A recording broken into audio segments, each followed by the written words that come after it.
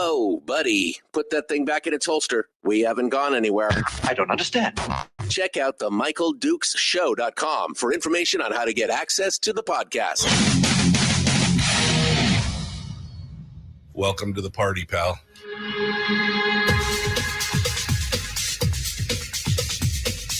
The Michael Dukes Show. The greed and the entitlement is astounding to me. What more could you want from a low-budget radio program? This is a dumpster fire. That was just BS.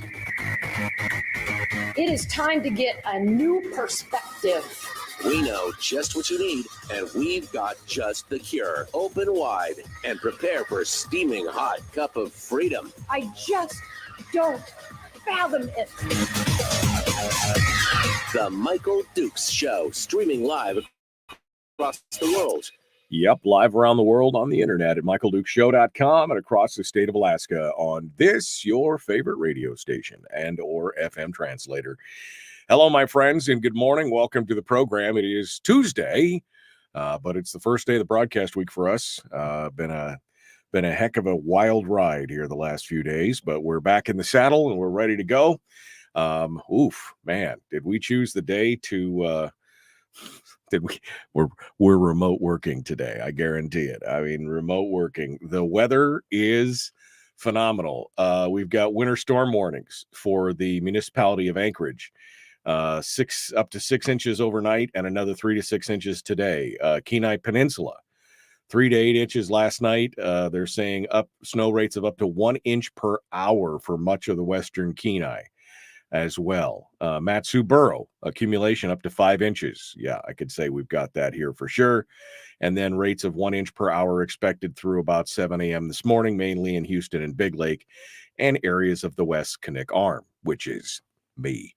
So remote learning is now enabled for all of the Anchorage school districts and for many of the Matsu school districts as well. So if you can work from home today, I think that's probably a good call. Just saying it right there. I just wanted to get that out there. It is Tuesday, which means we get into our weekly deep dive with Bard Keithley from Alaskans for Sustainable Budgets, the weekly top 3. And he joins us this morning to deep dive on 3 big topics. And he's got a lot of stuff going on there. Stuff and things. Let's see what he has to say this morning. Hello, Brad. How are you? So, Michael, you're saying the weather today is an advertisement for early voting? Yes, early voting today would be, I don't know if you should early vote today. But yeah, we are 1 week away. If this same stuff hits next week, you probably should early vote just to make sure that you can, because, it is. I mean, I came home last night from Anchorage. It took me 2.5 hours to get home, almost 2.5 hours, 2 hours and 20 minutes to get home. What is normally an hour drive. It was brutal. So anyway, and caution. seriously, think about what if this hit on election day, how distorting an impact that would have. Well, we saw what happened in Fairbanks. You know, the day of early voting began, they shut the whole town down. Snow and ice and rain. And I mean, yeah, if you can early vote, you probably should. So there you go. All right, Brad. Well, let's get down to it. As you can tell, I'm trying to get everything squared away here. Man, swear. Those are radio eyes. Man, I'm just telling you, it's just another beautiful day here in paradise. But we got some big stuff here, and you dropped me a metric ton of stuff to research here before we got done in the show. But let's get started with number 1: the government picking winners and losers. You know, this is one of my favorite topics, so I'm sure you're just trolling me with this. But of all people to talk about this, Niels Andreessen to talk about picking winners and losers is the height of irony. But I'll let you dive into this here. Well, it's an interesting op-ed. It's an op-ed that's in the ADN, probably in other papers as well. The headline in the ADN is "States Shouldn't Pick Winners with Property Tax Exemptions." And Niels Andreessen is the executive director of the Alaska Municipal League, and what he's picking at in this article or in this op-ed is the legislature's decision to create various exemptions to property taxes for people 65 and older, for this category for that category. And the problem, the way Nils is raising the issue is it's a problem for local government, because what happens is when the state legislature exempts from local property taxes a certain category of property that can't be taxed, what Nils is describing is they have to take the portion that otherwise would be recovered through property taxes on that category that the state's exempted and take those revenues and recover it from the others. So it results in winners and losers. It results in a certain category, those categories selected by the legislature to be exempted, being winners because they don't have to pay property taxes, or they can pay lower property taxes. And the remainder of the municipality or the borough or whatever local government we're talking about is the losers, because they have to pick up not only their share of the cost of local government, they have to pick up the excess that's coming over from the exemption, the additional that's coming from the exemption, and they are losers. They're paying more than their share by having to pick up the burden coming over from the exemptions. And it's a plea basically by the AML, the Alaska Municipal League, for the legislature to stop doing that. It's not so much, I think Nils would say, it's not so much that maybe those categories aren't entitled to some sort of exemption or some sort of reduction, but that ought to be the decision in each locality of whether they do that, as opposed to the legislature imposing that on them. He doesn't call them unfunded costs, but you could call them unfunded costs, because those additional costs that have to be picked up by the other taxpayers as a result of the exemption of certain categories of taxpayers are unfunded costs, the burden being shifted to the localities. What I really found fascinating about this is, while Nils was writing about local property tax exemptions, he was really writing about the PFD and every other revenue measure that we've got out there. Right. Because when you talk about narrowing the base, which is basically what he's talking about, you're narrowing the revenue base by excluding a certain category of it and piling costs back over on those remaining in the revenue base. That's exactly what's going on with the PFD. The PFD takes money only from Alaska families. That's the only ones that are paying for the share of government above traditional revenues. It's coming directly out of Alaska families, and only Alaska families. Non-residents don't pay a share of it. Oil companies aren't paying a share of the additional costs. Other corporations aren't paying a share of the additional costs. The burden is being entirely focused on Alaska families. And it's the same thing as what Nils is talking about at the localities, Right. from base shifting. And you can see it. I mean, what Ben Carpenter's sales tax does is make it absolutely transparent as it possibly can be. Ben's sales tax is hugely broad-based. Everybody contributes to a share of the tax. And when you compare that share of costs, but when you compare that to the PFD, which is a narrow slice, you can see how much of the burden that narrow base is being shifted back over onto Alaska families by not broadening the base. It's not only true of PFDs; it's true of proposals like Elise Galvin's income tax that would only narrowly take a narrow share of the revenue from a certain segment of Alaska families, still shifting the entire share, the remaining share back over on middle and lower income Alaska families. So what Nils is really talking about is base narrowing, and Right. the problems created by base narrowing, and it's a very useful op-ed from that perspective.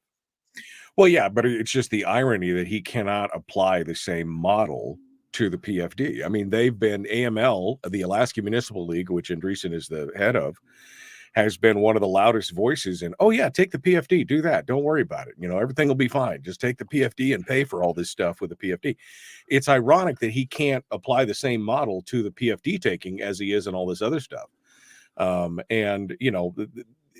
This has been a problem in this state for years. And in fact, quite honestly, the payback for this municipal assistance that we had for years, and they haven't funded in quite a while, I mean, a decade, I think at least, is just another example of us becoming more dependent on the state for all that stuff that we should have been paying for in the beginning.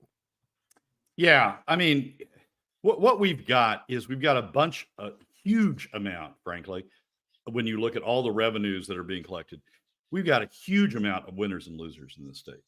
And Nils focuses on it at the local level, but it is occurring at the state level as well. The PFD is a big example of that, and the excess burden being shifted back over only to Alaska families, non-residents getting off scot-free, oil companies getting off scot-free.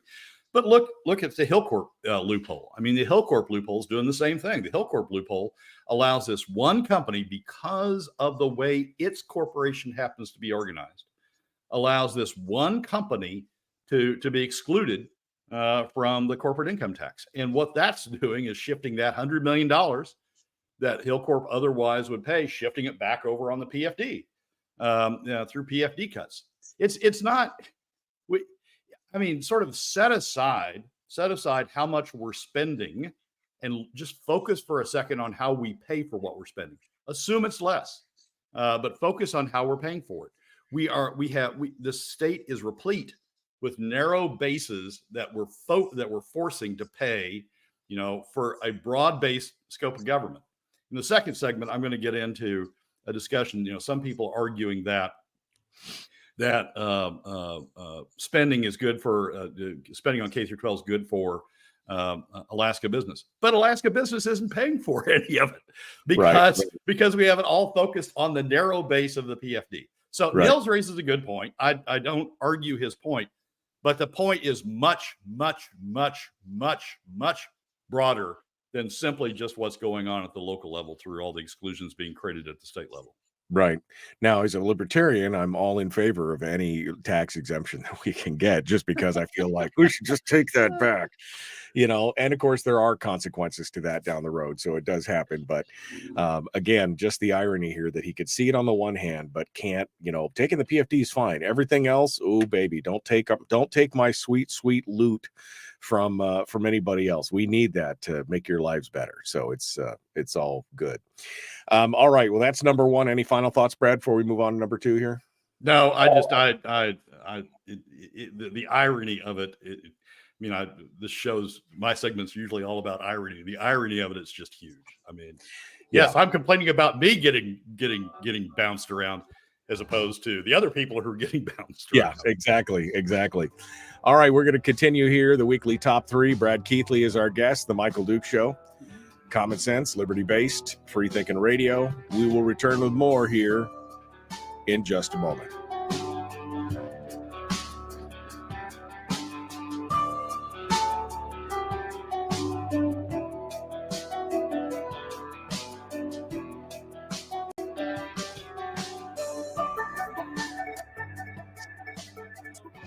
If you missed the show, you can listen to it on your time with Dukes On Demand.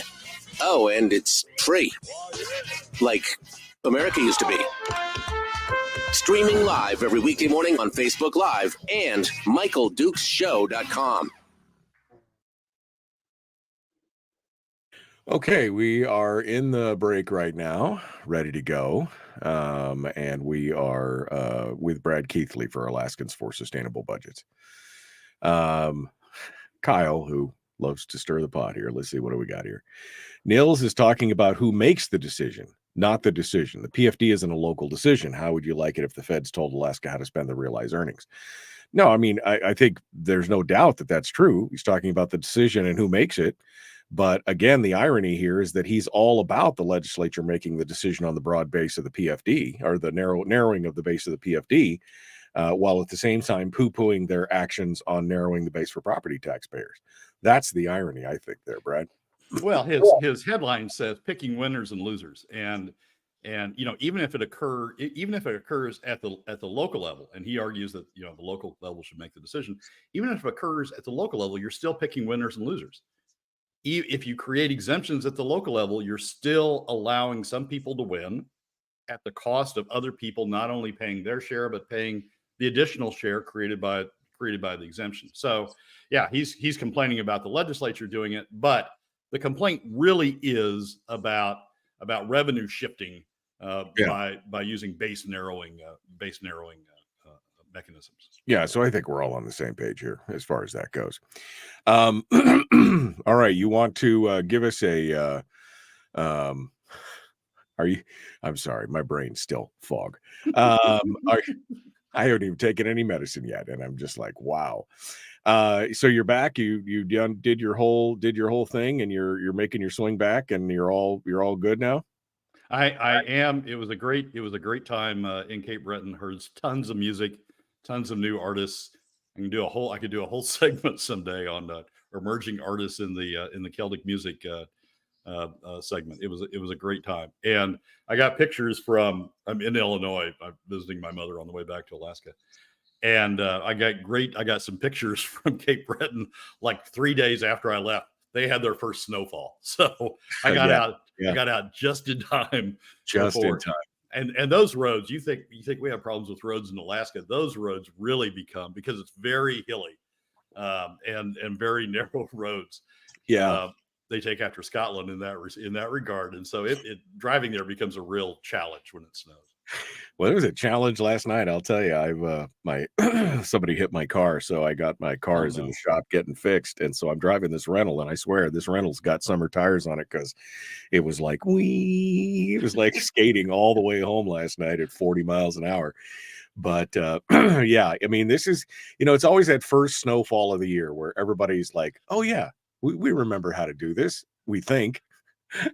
Some of them do, some of them don't, as some truck, big jacked up 4x4 races by me at 60 miles an hour. I keep wanting to scream after him, hey, 4-wheel drive does not mean 4-wheel stop. I'm just telling you, but yeah, we're here. We're ready to go. So it'll be. Yeah, I have a friend who drives DoorDash in Anchorage, and among other things. And the friend said, the snow started coming down, and they got off the road. they can see what was going on. Yeah, because that's not just how you were doing; it's the other guy that you have to worry about. Just like me, when I got hit, I was just in my lane doing my thing, and wow, you just decided to smack into me. That's fine. Anyway, it's. Do you still have the Mini Cooper? Yeah. So they can't see it, Michael. I mean, that's why they have these things on the sides of the cars, Brad. They're called mirrors. Before you turn into a lane, you might want to look in the mirror to see if there's somebody coming up, Anyway, yeah, it's snowing quick. Everybody in the ditch. That's the the kind of thing right there. Yep, everybody in the ditch. Well, they forget about it for the first week, and then after that, life is back to normal. So, but that first week, everybody's trying to relearn everything that they forgot. Okay, well, we're 18 seconds out here. We're going to rejoin the radio. Brad Keithley, the weekly top 3 continues, and we will see what we could see here. See if I can come up to speed. And we'll continue here in just a minute. The Michael Duke Show. Please like and share. Like and follow, subscribe, ring the bell, do all that stuff. Here we go. Let's do it. Brad Keithley joins us every week to discuss oil, gas, and the economic forecast of Alaska. It's the Michael Dukes Show. Oh, yeah. Not only are the Anchorage schools gone to remote learning, and most of the Matsu also to remote learning. Anything that's not remote learning has got a 2-hour delay. And now the Kenai Peninsula Borough has announced a 2-hour delay for schools in the Western Kenai Peninsula as well. So I think you should expect it. It's probably going to be low and slow today. Low and slow, my friends. All right. Buses will also run 2 hours late through there. Brad Keithley, our guest. Alaskans for Sustainable Budgets. The weekly top 3 continues. We're on to number 2. Why the claim to be fighting for working Alaska families and the Alaska economies is a misleading statement. Brad, I know you got some take on this. Janice Park has done a letter that is just I just don't even know what to say here to this letter, but she's going to fight for you. That's what she says.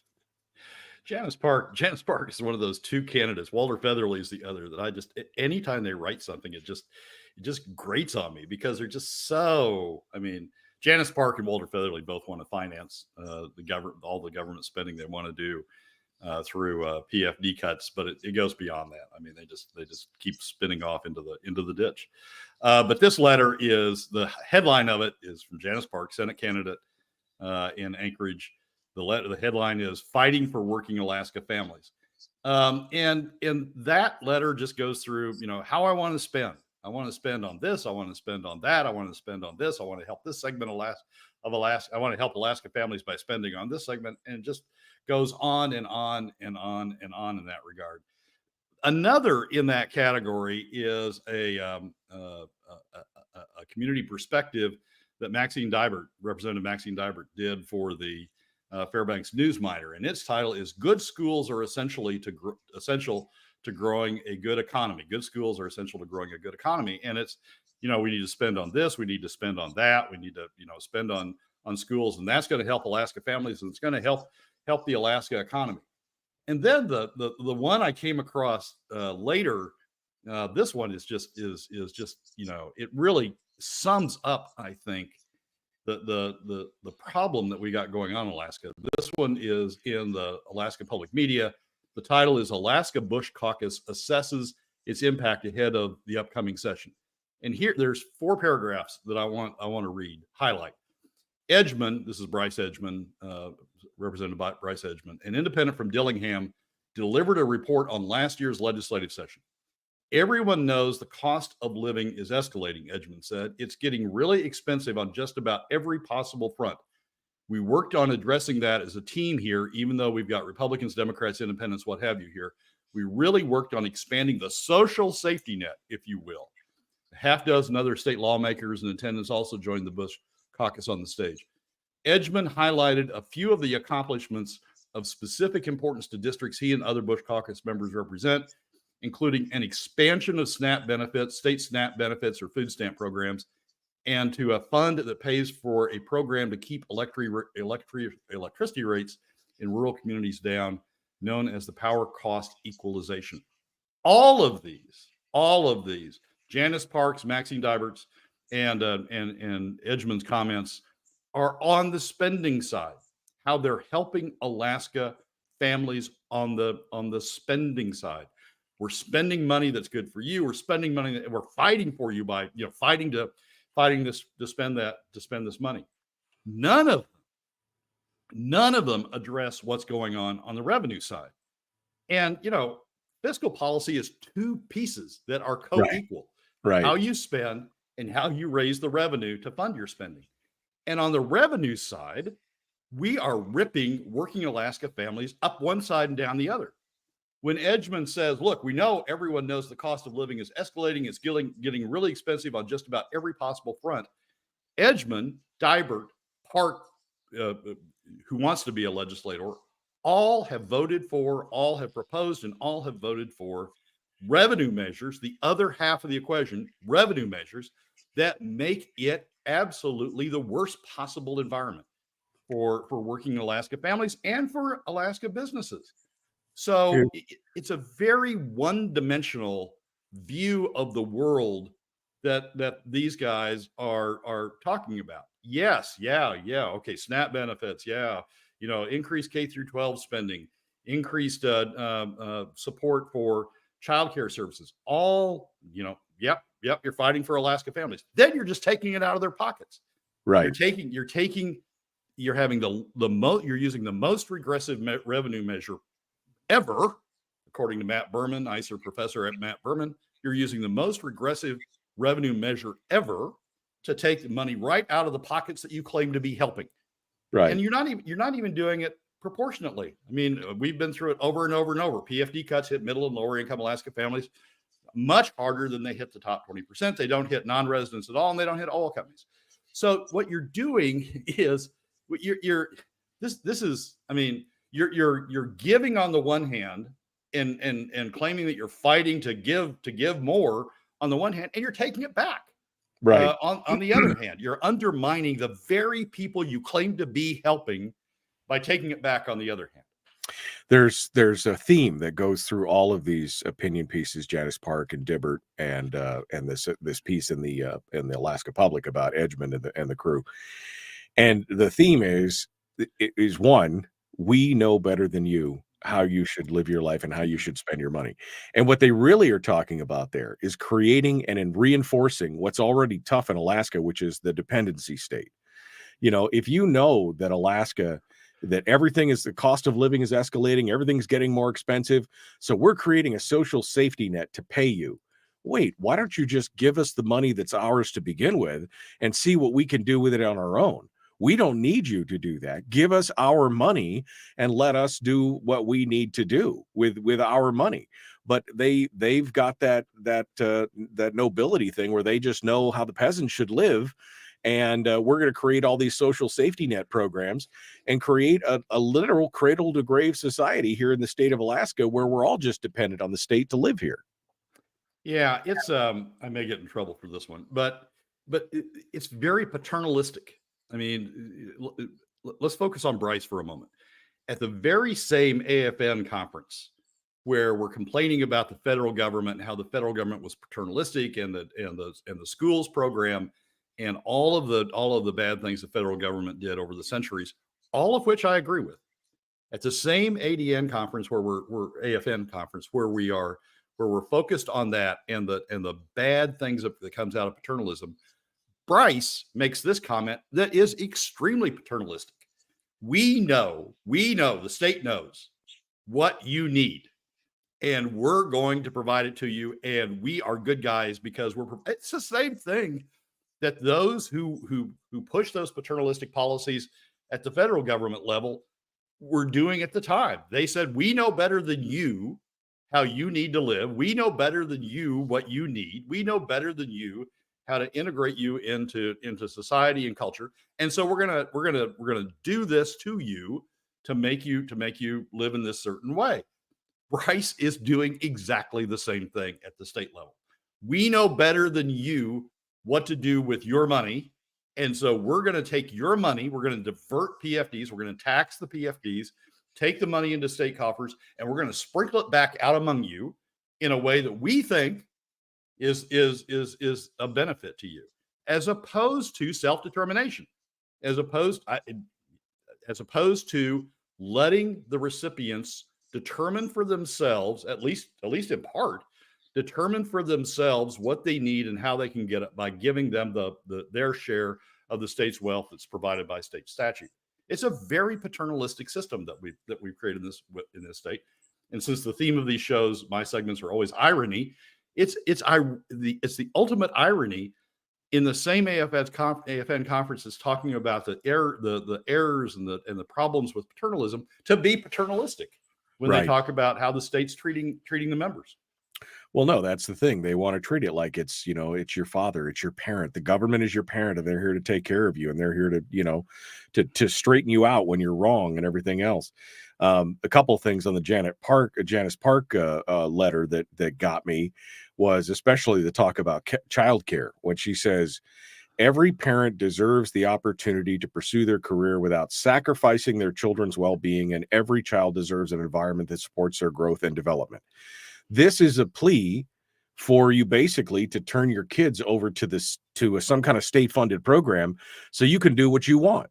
You know, when I was growing up and when we first started having kids, we talked about who wants to pursue a career, who can do better, who has a better opportunity. We didn't want to sacrifice our children's well-being. And you know what we decided? We decided it would be better if Terry stayed home. That was a decision that we made between the two of us. I mean, those are the decisions you make, not we want to do whatever we want. Both of us should go to work and the state should pay for our child care because we decided to have children and we could do all this. I mean, it's a complete abrogation of our own personal responsibilities. And it's a look to the government to take care of us at every level. And let's focus on this one more, because I want to stay on my theme. Let's focus on this one more time. How are they funding that? How do they propose to fund that? They propose to take money out of the very pockets, middle and lower income Alaska families, that they claim to be helping. that they claim to be, serving in by these fights that they're engaged in to increase spending. They're on the one hand, they're saying, we're going to help you. We're from the government. We're here to help you. We're here to spend. We're here to make your life better. Oh, but by the way, you got to give us a bunch of your money. You got to give us a bunch of your money to fund it. And the top 20% who take advantage of childcare, the businesses who take advantage, who Maxine Dybert is saying are benefited by the K through 12 spending. It's good, great for the Alaska economy. All of those guys, they don't have to pay for it. Because we're gonna narrow the base, to pick up from the first segment. We're gonna narrow the base and focus all these costs on middle and lower income Alaska families. It is the most screwed up fiscal system that you possibly can imagine, and they don't recognize it because they never talk about. They avoid talking about the revenue side. They avoid talking about the other side of the equation. It's like the T accounts that you're taught in basic accounting. It's like the T accounts only have one side. That there isn't another balancing side that is revenue. And if they would just focus, they won't. But if they would just focus on revenue, or if some candidates out there would just focus on the revenues and point out the irony and the inconsistency and the problems created by the revenue approach that we've adopted as a state, I think we'd make progress on the spending side, because people would appreciate that they're getting off scot-free, and that under a fair revenue system they'd have to pay, and they'd go, oh no, maybe I don't want to pay all that money myself. It's great if somebody else is going to fund it, but I don't want to pay all that money myself. Anyway, it's a very, all these fighting statements and all these I'm working for you and all these I'm making the Alaska economy better through K through 12, all of those are just so full of BS, because they're not addressing how they're funding it, and they're not addressing the fact they're taking out from underneath it. Right. Who pays, right? That's the thing, and all the things. Janice Park also said, I've watched our teachers who give so much of themselves are left wondering how they'll make ends meet in retirement. We're all wondering how we're going to make ends meet in retirement. You think this is strictly a teacher thing, but that's, again, a call for defined benefits and more childcare and more this and more government programs and more SNAP benefits and more, and it's just always, and again, who pays? Who pays for this? Edgman does mention in this Alaska Public article that oil prices are down to $73 a barrel. When they left Juneau, it was at 80, maybe pushing up towards 90. But if it stays where it's at right now, they're going to start out with a deficit this year, which again goes back. We were talking about that 10-year forecast from the governor. It's deficits as far as the eye can see. Huge. And yet they're still talking about, well, we're just going to spend more, right? We're just going to get more. And who pays? Nobody's ever asked that question. There are really two candidates. I focus on Park and Weatherly as being the worst candidates. There are two candidates who are really good candidates, solid candidates. And if people haven't made up their mind, I would urge them, if they're in those districts, to vote for them. One is Ben Carpenter, who frankly, against the grain as a Republican, went out there and and has proposed a much more equitable revenue system. None of this,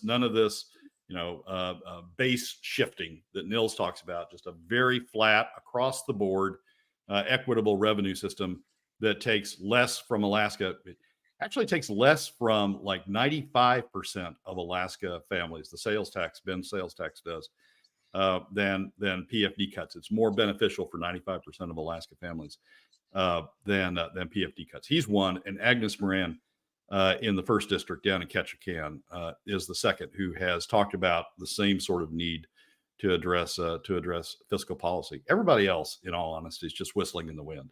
The Democrats who want to spend more, the Republicans who don't want to spend more, but they don't want to revise the existing revenue system that we have and just keep relying on PFD cut, implicitly keep relying on PFD cuts. They're part of the problem. They're not part of the solution. Bard Keithley, Alaskans for Sustainable Budgets. We are going to take a break. We're going to come back with number 3, AIDEA and AKLNG. and the North Slope. And I mean, some of this stuff, you just can't make it up. You just can't make it up. All right, we're going to continue the Michael Duke Show. Common sense, liberty-based, free thinking radio.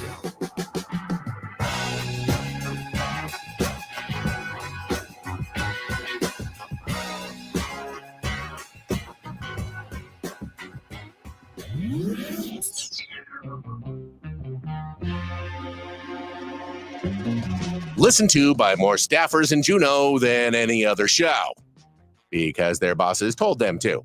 And after what they just heard, oh man, they're going to be pissed. You're a bad, bad man. The Michael Duke Show.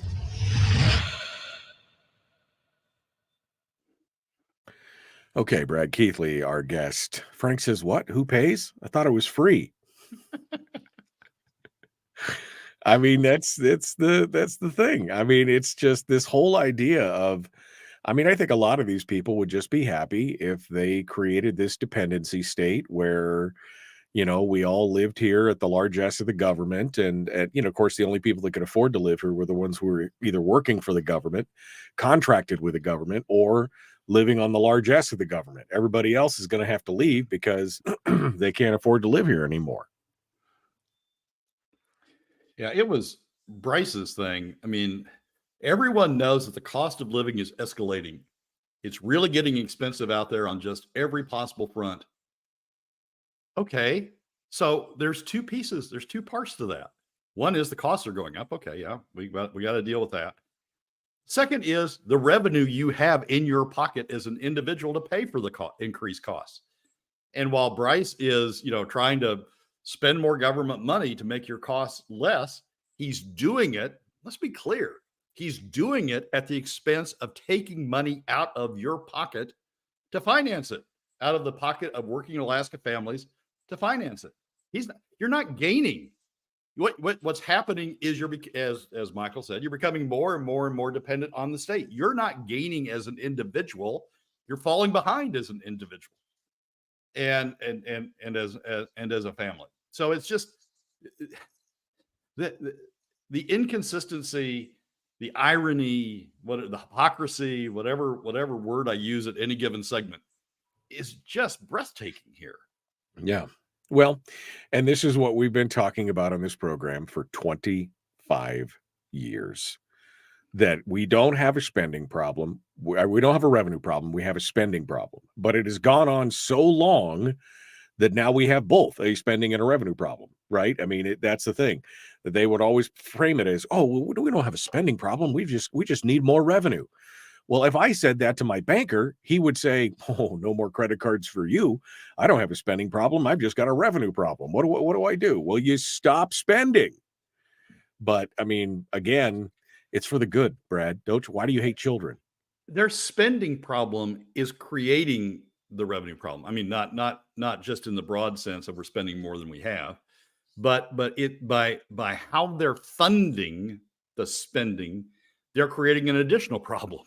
They're creating a problem where middle and lower income Alaska families are being targeted. I mean, you know, Nils talked about local governments being targeted by these exemptions. The legislatures and others are creating this problem where they're targeting middle and lower income Alaska families. I mean, think about this cycle, right? Think about this cycle that's going on. PFD cuts increase poverty. They increase poverty more than any other government revenue approach. They increase poverty. So now we got more people in poverty because we're using PFD cuts. Now we got to have more government spending. And how are we going to finance the increased government spending that we have to have because we have more poverty? We're going to increase PFD cuts and throw more people into poverty. It's a cycle that's just sending us down a hole, and nobody seems, well, Ben and Agnes, but very few seem to identify it, it, much less have solutions for it. Well, and you're not just whistling in the dark here. I mean, we talked about the exodus, the outflow of people from the state is made up primarily of middle income and, you know, kind of the blue collar, you know, medium to low pay people. And we actually had an increase in high paying people, and they're just here for the free ride, essentially. Ron just said the issue with what you said, Michael, is that the government is a consumer and not a producer. So where is the government employees' pay going to come from? Well, that's why Alaska is unique, because the government pay doesn't come from the private sector like it would in any other state through some form of revenue taxation on the private economy. It's directly coming to the government from the permanent fund and from oil revenues. So they don't care what happens in the private economy. That's what I'm saying. So if the middle and lower income people move out, so much better for them, because they've got more money to spend and less that they have to spend on social safety nets for those people, and they could do whatever they want. Mary Peltola is going to fix the lack of high-paying jobs in Alaska. She has fixed it, apparently. I mean, because that's what's coming into Alaska is high-paying jobs. It's the lower-paying jobs that are outflowing Alaska.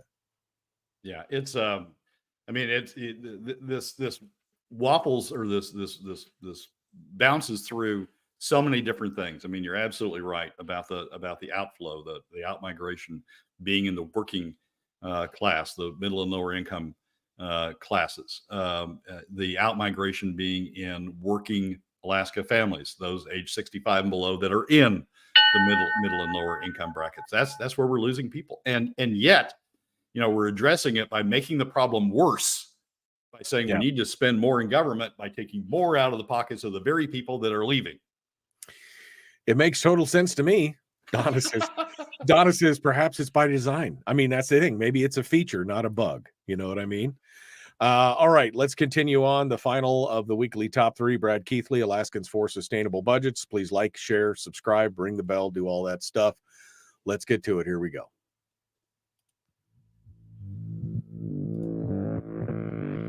Public enema number 1. Oh, wait, sorry. Public enemy number 1, which makes more sense. On the other hand, he's a little bit of a pain in the Michael Duke Show. Yep, that's me. I'm a pain in the you-know-what. So, hey, welcome back to the program. It is Tuesday. The weekly top 3 continues. This is the final of the weekly top 3. And today we get to revisit one of the weirdest things that I could every time I look at this, I go, why? AIDEA and ANWR. They're about to break off $20 million in a sale for leases on places that no oil company decided they wanted to try and buy leases on. Brad, this whole thing just boggles my mind. So hit me with it here. It does. We all remember back when Bill Walker was governor, right? And Bill Walker proposed the AK LNG project and the state taking over the project from Exxon. I still remember reports of that meeting from my friends in the industry. Bill Walker saying, okay, well, the state will just take it over. If you're not going to press it fast enough, if you, Exxon and BP aren't going to press it fast enough, the state will just take it over. And I remember all the statements at the time, from including Dunleavy, from others, that, hey, if private industry doesn't want to invest in something, it's not worth doing. The state shouldn't be trying to supplant private industry by spending state money, state resources on a project if private industry doesn't want to go forward with that project.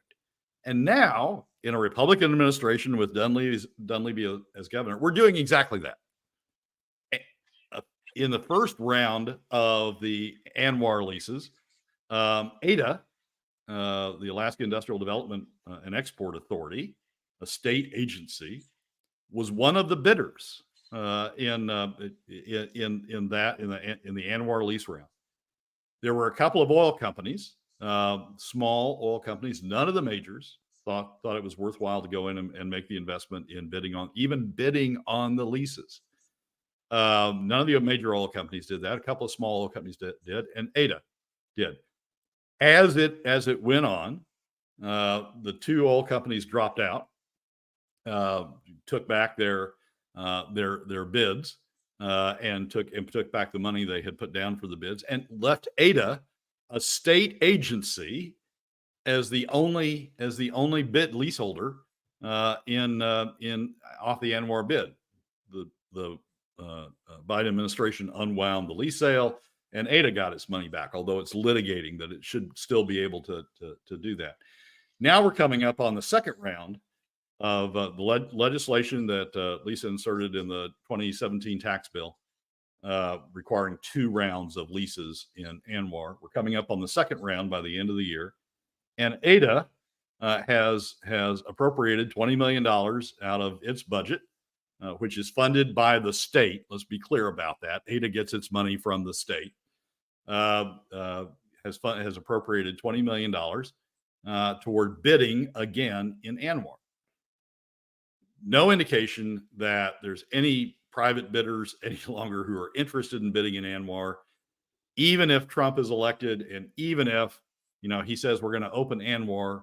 Industry who looks at these things for the long term, particularly Alaska projects for the long term, because they are long cycle projects as opposed to the short cycle shale oil that you find down in the Southwest U.S. The industry who looks at these things as long life are going to say, okay, well, Trump's going to be president for a while, and then he's not going to be president, and somebody else is going to be president. And the way these cycles go, we'll have somebody back in from the Democrat side, and the Democrats will close it down. And I will have invested all this money, potentially invested all this money in trying to develop my leases in ANWR, and then it'll get shut down. And so I'm not going to make that initial investment. I've got better places to put my money. AIDA, on the other hand, state government, seeing industry saying this, seeing industry hesitant to put money into ANWR, is going ahead and proposing to put state money into the lease sale. Look, let's go back to, we were exactly right. Those who said back in the Walker administration, if private industry doesn't think that it's worth doing, we shouldn't be investing state money in something if private industry doesn't think it's worth doing. Those people were exactly right. Right. And they ought to remember what they said now, that we're talking about AIDA doing it. AIDA was set up to help private business in the state, to make loans, to do things that would help the development by private industry. Now, AIDA in this format is replacing private industry. It's stepping up and saying, well, private industry won't do it, so we'll do it. We don't have to pay for it because it's state money. We got it from the legislature. Right. None of our money's at risk.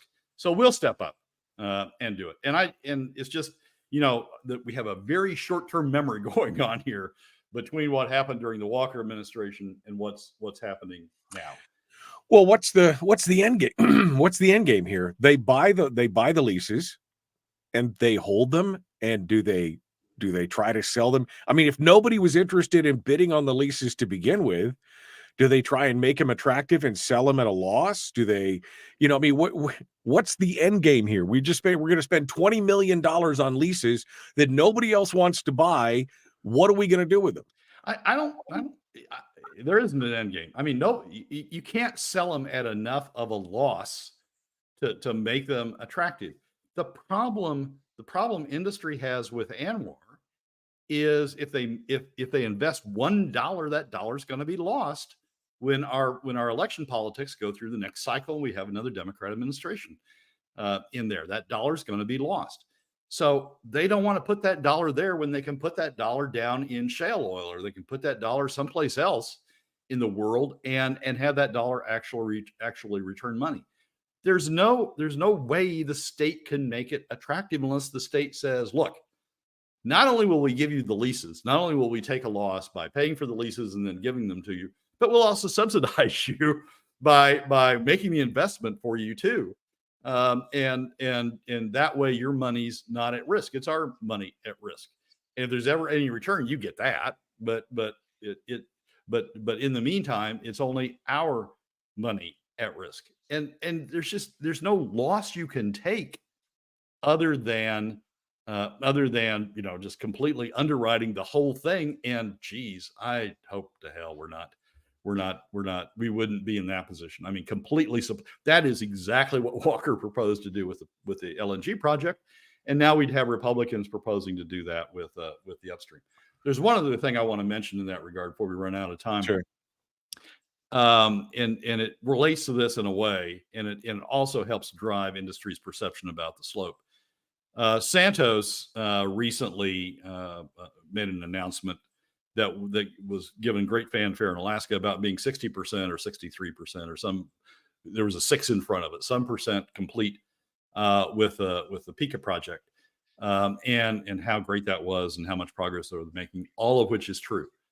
But here's a part that didn't get highlighted in Alaska, and I picked up on it by reading the Australian Financial Review. The headline in the Australian Financial Review about that same sort of period of announcement by Santos of what was going on with Pika was Santos reveals 20% cost blowout at Alaska project. That the initial budget that Santos proposed with respect to the Pika project is now 20% higher as they evaluate the costs. So we're 60% through, 20%. The budget has already gone up 20%. We got 40% remaining. Sometimes that's the hardest 40%, and analysts are expecting that budget to go up even more. So when you think about the North Slope, not only are you thinking about what's going to happen in administrations and what's going to happen down the road, you're thinking about what Santos is experiencing in terms of a 20% cost blowout with respect to the development of their project. Now, Santos claims it's still economic. It still is going to produce excellent returns, even with the 20% cost blowout. Analysts are a little shaky about that. But Santos still claims it's going to be a great project. I'd say the same thing if I was 60% in and I had shareholders questioning me. Yeah, I'm hip deep in it already. It's going to be great. Trust me, it's going to be fine. But those are the sorts of things that affect the decisions of private companies about whether to make investments on the North Slope and whether to bid on ANWR. AIDEA's got none of that going on. AIDEA's just saying, hey, it's a project inside the bounds of Alaska. I want to throw state money at it. And it's as bad from that side as Bryce Edgman and others are from, I just want to spend more on this. It's the Republican version of, I want to spend more money, not addressing the revenue side. I want to spend more money. I just want to spend it on different things. Yeah. And again, I just don't understand, with no end game in sight. I mean, other than just turning it over to some company and then subsidizing them in their development of it, which, I mean, if that's the only way it makes financial sense, we should stop immediately. That's what we should do. Brad, final thoughts real quick. Well, irony. It's just the irony of people not thinking through the entire issue when they talk about it. Neil's not thinking about the PFD, Bryce not thinking about the revenue side, and AIDEA not thinking about, as you well put it, the end game. Yeah, no, absolutely. All right, we're going to continue in hour 2, dead ahead. It's just me and you, and then Chris Story will finish up with us tomorrow in hour 2. Brad, thank you so much for coming on board and joining us. We appreciate you being part of it today. Michael, as always, thanks for having me. Folks, we're out of time. We will be back with more. If you got to go, drive carefully out there. Be kind, love one another, live well. Hour 2, dead ahead.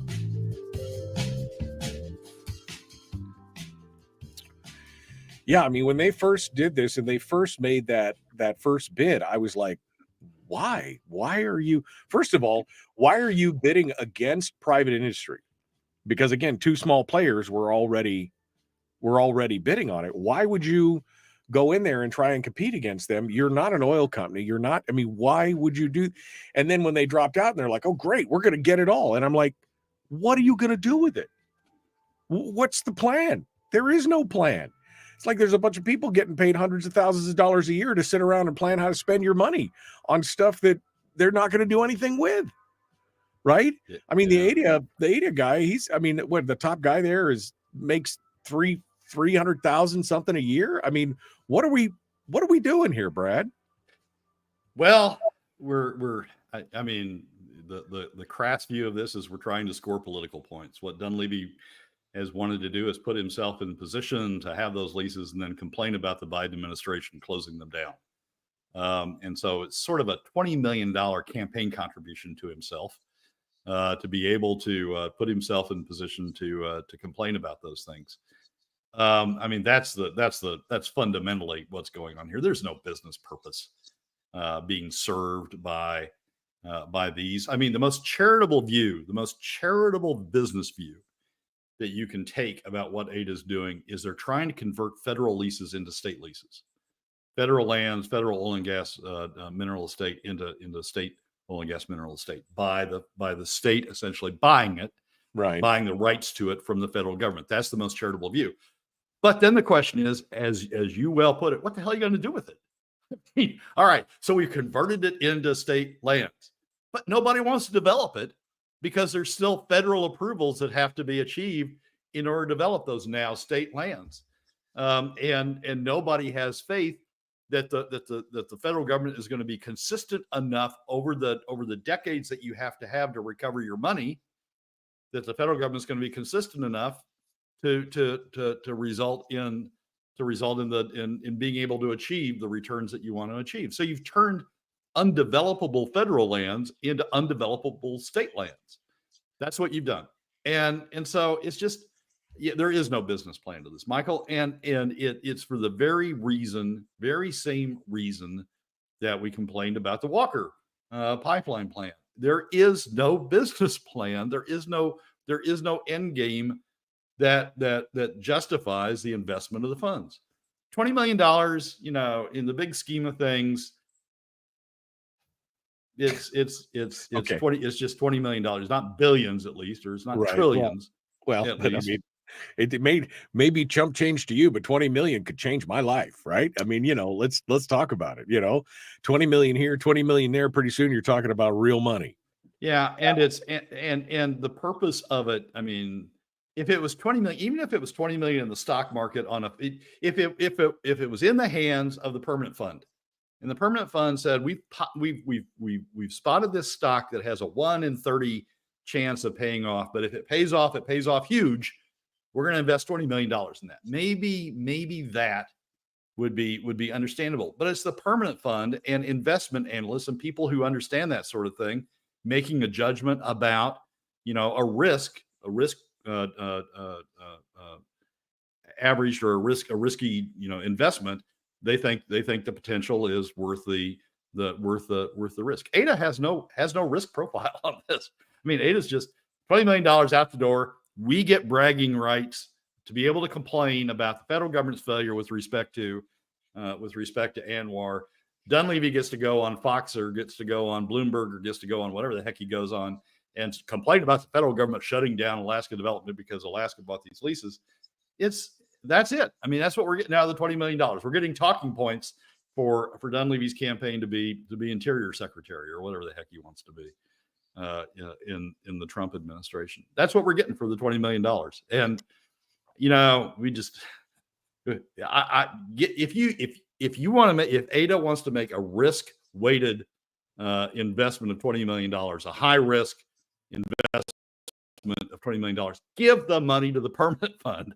Give the money to the permanent fund investment analysts to spend that $20 million. We'll have a better chance of getting something out of it than AIDA spending it. We'll get a return at least. I mean, again, with no plan, it's just you might as well just set the money on fire at this point, because without a plan, it doesn't make any sense. All right, Brad, wrap up here. Final thoughts for today. All this irony. I mean, it's ironic how much irony there is around here going on, right? Final thoughts here. Well, people just aren't. I mean, Alaska is replete with politicians who don't think of both sides. They think about the spending side, but not how to pay for it. And by not thinking about how to pay for it or not addressing how to pay for it equitably, they're undoing the spending side. They're making the lives of the people they claim to be trying to help worse. It's the same thing with respect to Nils's article. He's trying to complain about the impact on local government of creating all these set-asides with respect to the tax base, but he's not thinking about the same thing that's going on at the state level and the impact that's having at the state level. We need to think. I mean, what I hope these segments is thinking through the whole thing, not just, oh, good, I got a talking point. I've got AIDA leases now I can complain about. I've got this, I've got that I can complain about. You need to think through the whole thing. Well, maybe somebody's listening. I don't know. We've been doing this for a long time, Brad. I'm hoping somebody's listening somewhere. Anyway, appreciate you coming in. Thanks for being part of it today. We appreciate it. Michael, as always, thanks for having me. All right, folks, that brings us to hour 2. We're ready to go, and we will continue the Michael Duke Show, common sense, liberty-based, free-thinking radio. Here we go.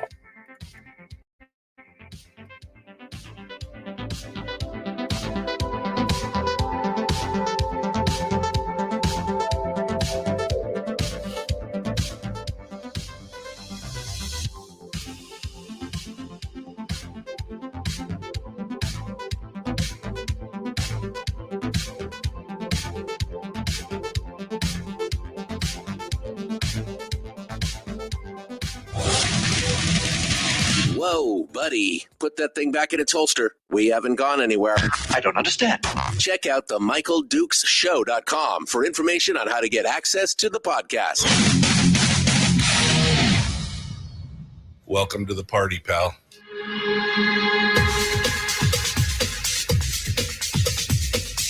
The Michael Dukes Show. The greed and the entitlement is astounding to me. What more could you want from a low-budget radio program? This is a dumpster fire. That was just BS. It is time to get a new perspective. We know just what you need, and we've got just the cure. Open wide and prepare for a steaming hot cup of freedom. I just don't fathom it. The Michael Dukes Show, streaming live across the world. Yep, live around the world on the internet at michaeldukeshow.com and across the state of Alaska on this, your favorite radio station and or FM translator. Hello, my friends. How you doing? How's this beautiful snowy day treating you? Holy cow. It really is still dumping out there. So if you're just getting up and you're just tuning in and you're just learning on what's going on, there are weather alerts across the state right now. Let me refresh this to make sure I've got the latest and greatest. Anchorage Municipal, heavy snow, additional accumulation of up to 3 to 6 inches until 1 p.m. this afternoon. Heavy snow is going to fall most across the Anchorage area through about right now. They're getting about 1 inch an hour. The Kenai Peninsula Borough, they're supposed to get between 3 to 8 inches of snow, winds gusting up to 35 miles per hour until 1 p.m. this afternoon. Travel's going to be difficult. Whiteout conditions on the roadway. Much of the western Kenai will see heavy snow early this morning with snow rates up to 1 inch per hour. This seems to be a theme. Again, Matsu Borough seeing the same thing, up to 5 inches. Snow rates around 1 inch per hour expected through just about now, mainly for Willow and south of Houston. And then impacts again, 1 inch per hour expected through all this area. And it's snowy, it's wintry, it's winter storm warnings everywhere. Everyone gets a winter storm warning. You all get a winter storm warning. So apparently the stuff from Fairbanks, you guys sent it down to us. I didn't realize it was catching. I would have inoculated myself if that was the case. That means that schools are closed for in-person learning in the Anchorage area. It's all distance learning. The schools in the Matsu are also, about half of them are remote learning today. With the other ones up to a 2-hour delay. Pre-K is canceled. Regions 1, 2, and 3 are on a 2-hour delay, with regions 4, 5, and 6 all on remote learning. I don't know where regions 4, 5, and 6 are, but there you go. And then down on the Kenai Peninsula, they also are saying that there's going to be a slow start. Apparently, they're hardier stock down there. It's a 2-hour delay for schools on the western Kenai Peninsula. The buses will be running 2 hours late as well. And so, welcome to winter. Welcome to winter. I looked at my wife this weekend and I said, I hate this stuff. Just one of those things where I'm just like, I just realized how much I hate this snow. Anyway, it's a blustery, wintry day, and you gotta take care of yourself. Be careful out there. If you can remote work, I would recommend it today. I myself am not going to drive anywhere unless I absolutely have to. If they put a gun to my head, I might leave the house. Other than that, not leaving the house today. We'll be working remotely because woof, what a weekend. But the weather may slow down the early voting a little bit too. Alaska's early voting numbers are continuing to surge. According to the Division of Elections, last Thursday, the 4th day of early voting, they had over 6,000 people on Thursday alone. That brings the total from Monday to Thursday. And remember, Monday, Fairbanks was all closed down, so none of the Fairbanks offices got open. But they had 26,000 early votes between Monday and Thursday. Now, just imagine if today was election day. We're 1 week away, folks. 1 week away. Imagine today was election day. Maybe you should consider early voting this week just to make sure, as the weather clears up a little bit, maybe you should go do that. Voters reported standing in line for more than an hour in the Anchorage area. Also, 20,500 absentee ballots have been mailed back and received through the Division of Election as of October 25th. That was 4 days ago. And so as of Thursday, combined early and absentee votes are 47,000 votes in the state, which is a significant number. The registered Republicans still crushing it, according to Suzanne Downing, making up nearly 37% of all early in-person voters so far, while the Democrat registered voters are at 14%, which, that's good because normally we're not the early voting crowd. The conservative Republican side of the aisle is not necessarily there. Alaskan has just 75,000 registered Dems and 146,000 registered Republicans. The rest are with minor parties or more commonly independent, like me, not registered with anybody. And so it's looking good. It's looking good. You can also vote on Sunday. Many smaller voting locations are closed on Sunday, but regional offices are open. We're open both Sunday and next Sunday, November 3rd, from noon to 4. And you can go to Anchorage at 2525 Gamble Street, Fairbanks at 675 7th Avenue, Juneau at 9109 Mendenhall Mall Road, Kenai on Sunday at 11312 Kenai Spur Highway, Nome at 214 Front Street, and in Wasilla at 1700 East Boggard Road, Suite B 102. So those are all available and ready. But just think about if today was election day. Oof. How many people would be like, no, I'm not going to chance it. I'm just not going to chance it. That's what's going on. So be cautious. Early vote. Go out there and get it done. Let's make it happen. I wanted to talk a little bit about some of the things we were talking about with Brad, but I just had to giggle a little bit here because I don't know exactly what happened, but there was some movement here. There was some movement on in the Fairbanks North Star Borough School Board. And this is kind of an interesting take. I don't know exactly what happened, but something went down. And we've had the whole Buttgate thing, with Bobby Burgess and the whole thing with his backside and how everybody was treating him bad and everybody's upset and all that kind of stuff. But you'll remember that we had the whole Brandy Hardy incident where she was the president of the school board. I don't know if you recall that. Let me just refresh your memory for a second here. This is what she had to say after the education vote in the legislature. To the other representatives, Representative Tomaszewski, Senator Myers, Representative Kronk, and I slightly give Representative Prax a pass because he didn't vote for it to begin with. So at least you stood by your vote. I am so utterly disappointed. Fairbanks deserved better. You are part of our community, and we were clear what we needed, and you let us all down. And I've heard rumors, and mind you, they're rumors, so newspapers in the audience, I'm fully aware, and don't quote me on it, that you might have sold us down the river for a $70,000 campaign donation. I hope it was worth it. So again, accusing interior lawmakers of taking bribes for their vote as the presiding officer of the school board. Now, that initially led to a meeting where she was, they demanded an apology from her, which was a non-apology apology. And she was, they tried to, they tried to get her off the school board. Didn't happen. But in a secret ballot that occurred during a short meeting yesterday, the name of Melissa Burnett was nominated for school board president. Now, Melissa's a friend of mine. I know her. I've worked with her for years.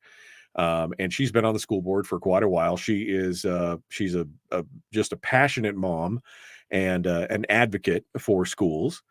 And they did this ballot, and Melissa was there along with Hardy. And the vote went 5-2 for Melissa Burnett. So Melissa Burnett is now the brand new school board president. Hardy is out. She's still on the school board, but she's no longer the presiding officer, which well, I mean, I think that's appropriate. I think that's based on her actions and her reactions and the things that she said. I think that's definitely appropriate. During that same meeting, Meredith Maple was elected the vice president of the board. Timothy Duran was elected the treasurer, and Bobby Buttgate Burgess was elected the clerk. I'm hoping he wears more than an apron when he does his clerking for the school board meeting. So we'll see what happens there. But I just had to throw that out there. That's some good stuff.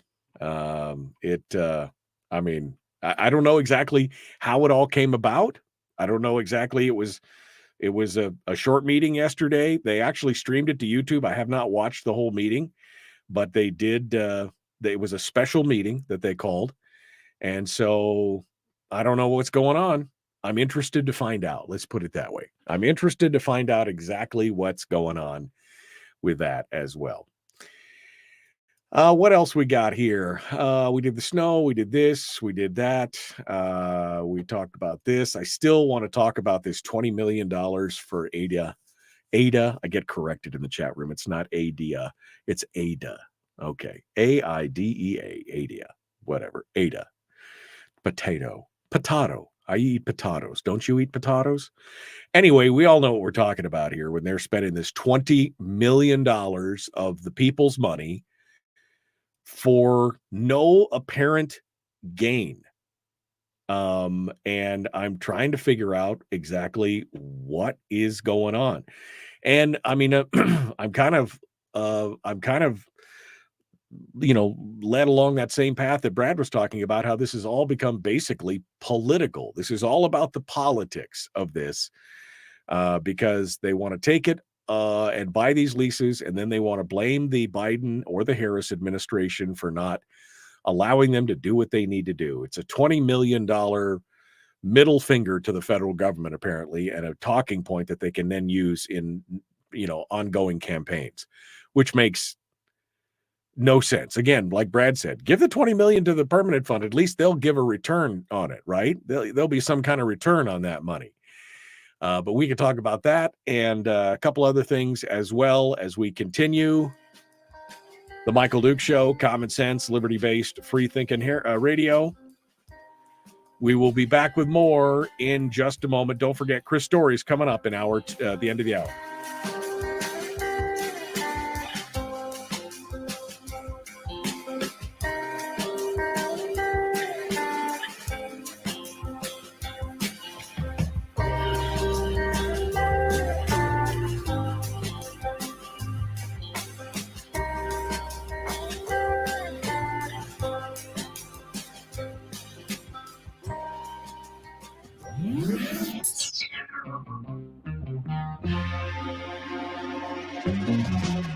Running on 100% pure beard power. Oh, also some coffee. We dip our beard in coffee. Ha, nice beard. The Michael Duke Show.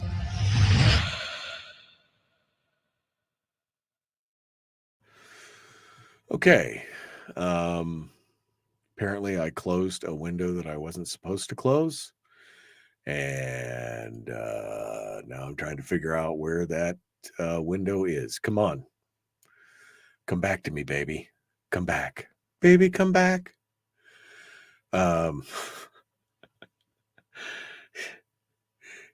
Is AIDEA the only bidder? Why did they pay more than $20? Probably because there was a reserve on that. I'm just saying. Oh, there we go. There it is right there. Okay, let me fix this. Excuse me while I fix this. 2, 1, click. Okay. All right. So now we're up and running. Okay. Got it. Was outside, says Rick. Yes, it's a mess. Yeah, no, man. Is Brandy still on the board, says Audrey. Yes, she is still on the board, but she is up for re-election. And so let's talk about why you took a 4-day weekend. Things and stuff, asking for Rick. Things and stuff. It's still things and stuff. Well, you guys will be the first to know. You guys will be the second to know. Maybe. We'll see. See how it goes. Weather advisory across the state. Yeah. Well, the southern half of the state, I guess, is the way. I think Brian meant to say it's the only way to work. Remote working, because I know Brian does a lot of remote work. I would agree with that. So Michael says that if we have a snowstorm like this on election day, he will mush a team to the polls. Well, there you go. There you go. Watch your ballot boxes down there. They're literally some on fire in Washington and Oregon. Yeah, vote in person. You go vote. They're not putting drop boxes down anywhere here, I don't think, this year.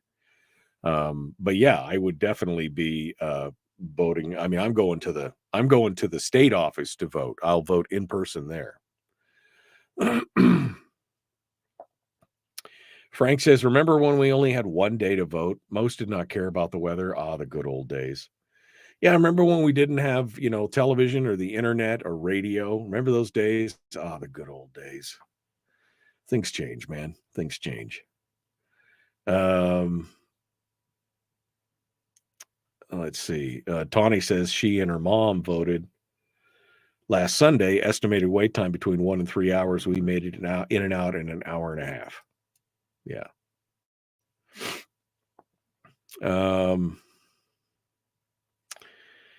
Ron says taxation is theft. With that said, we're going to get taxed when and how much, I don't know. As an Alaskan citizen, I would like to have at least a little say in that.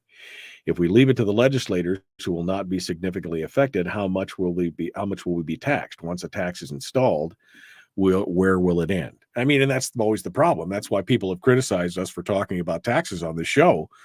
And then people are like, but I'm like, look, I'm not a fan of taxes, but if we don't at least talk about it and figure out, kind of the best form of poison to take, they'll just they'll give us whatever they want. I mean, it just, they'll do whatever they want about.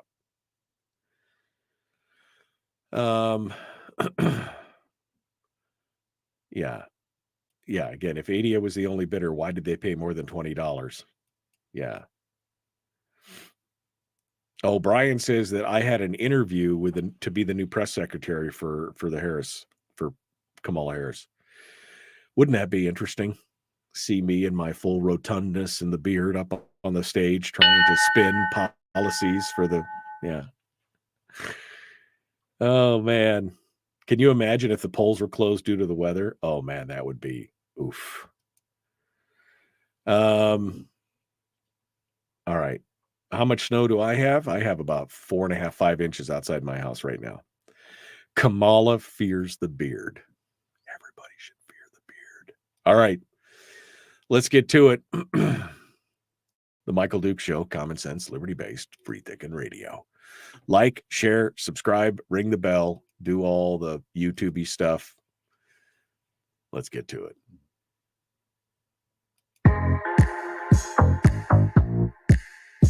The Michael Duke Show. Not your daddy. Wait, sorry. Not your daddy? Ooh, not your daddy's talk radio. Whew. I was scared for a second. Thought we were going down. Here's Michael Dukes and the show.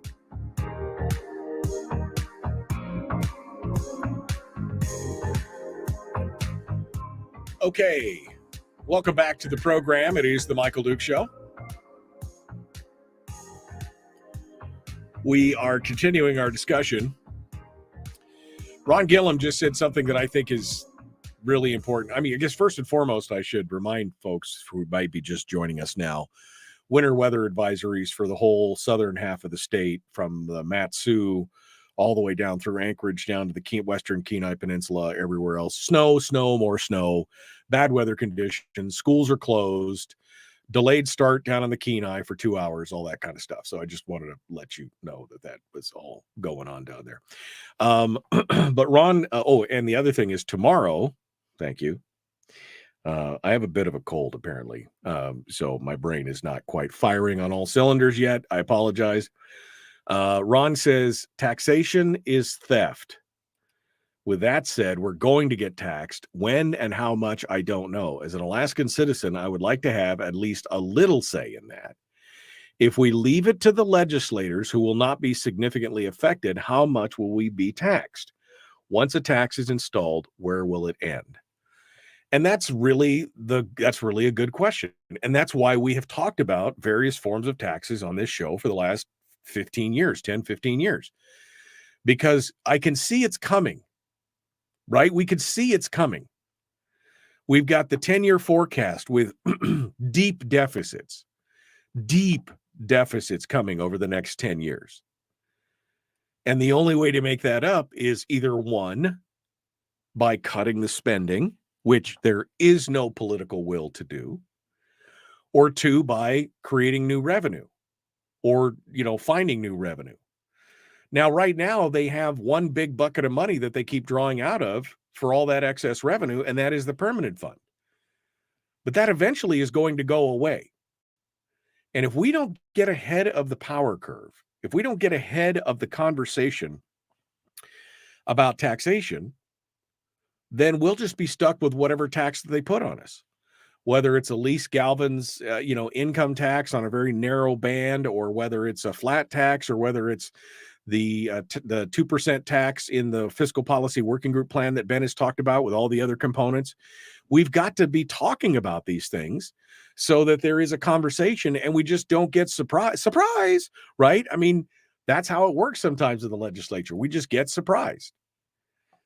And if you think this year's going to be any better, I mean, again, Bryce Edgman in the Alaska Public Media article, he says oil prices are down a little bit, $73 a barrel. This is when he was talking at AFN. We just left Juneau. It was in the 80s, maybe pushing up to the 90s or something like that. So that is a little bit of a concern right now. Oil can rebound, of course, but if it continues to stay below $75 a barrel, we may be in a deficit funding mode in Juneau. You're going to be in a deficit funding mode. The 10-year forecasts say that you're going to be in a deficit funding mode based just on the arbitrary growth of government without any increases from the legislature, just with the baked in increases in contracts and costs and things like that. We already know that it goes up like $150 million a year just in those costs alone. So do the math on that. In 5 years, you're talking about $750 million increase, $750 million increase in 5 years. Of course, you're going to see that. That's why, again, the deficits going out into the 4, 5, 6 year range are over $1 billion a year. But what are they all talking about? What's Bryce talking about? Oh, increasing SNAP benefits. Funds to pay for the power cost equalization fund. Although it's got $1 billion in its own fund, why aren't we spending money off of that to pay for itself and use it like a mini permanent fund? Why are we increasing these things? Or people like Janice Park, who's advocating for a complete change to the retirement system. Because teachers, they're left wondering how they'll make ends meet in retirement. Do you think none of us are worrying about how we're going to make ends meet in retirement? Hello? I mean, how many of you out there are older than 55 and are wondering how they're going to make it in retirement? Can I get a show of hands? How many of you out there are wondering right now how you're going to make it in retirement? My hand's up, just in case you can't see it on the radio. My hand's up. Yeah. I mean, that's a common problem. You don't need to take the state's money and bolster it up and create some kind of gold-plated program just for one cadre of people. If you want to increase their defined contributions plan, that's a one-time cost. I could get behind that. But putting a defined benefits plan in where you have no idea what the long-term costs are actually going to be, you can guess, but we've been wildly wrong before. Or maybe it's the affordable child care, right?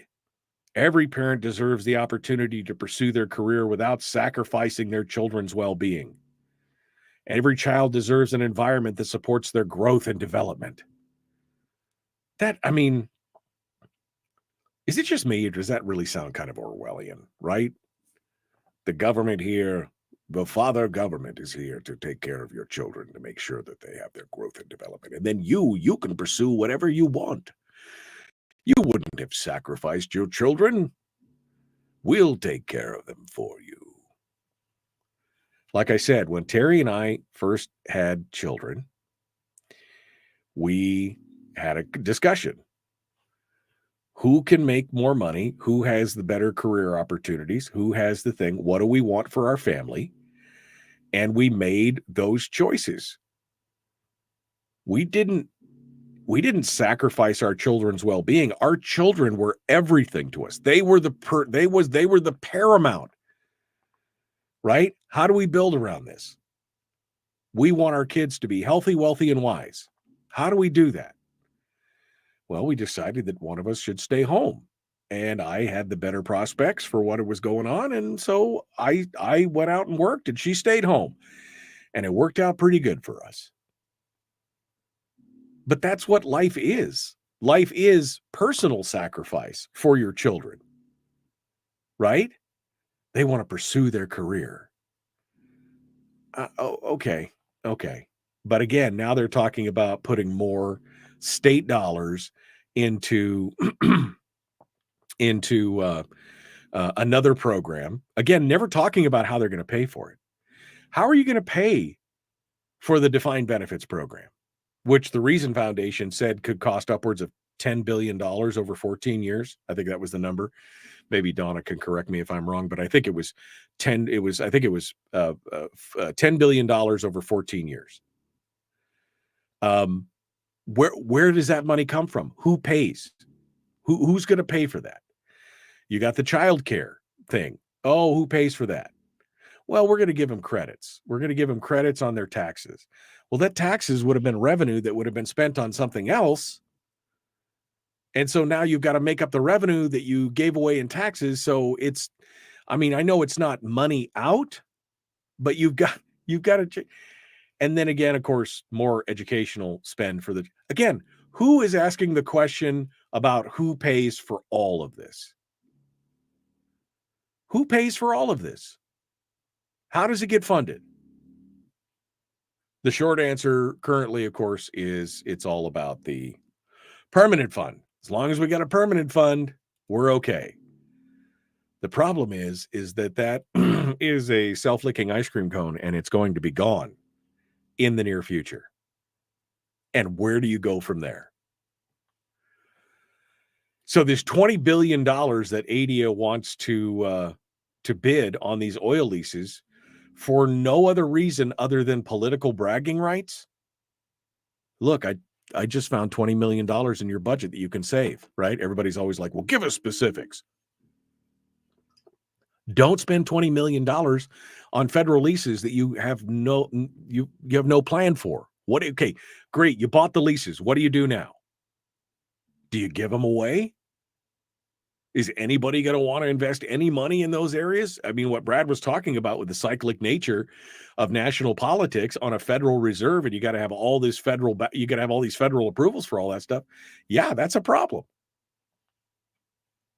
So why would you spend $20 million on it?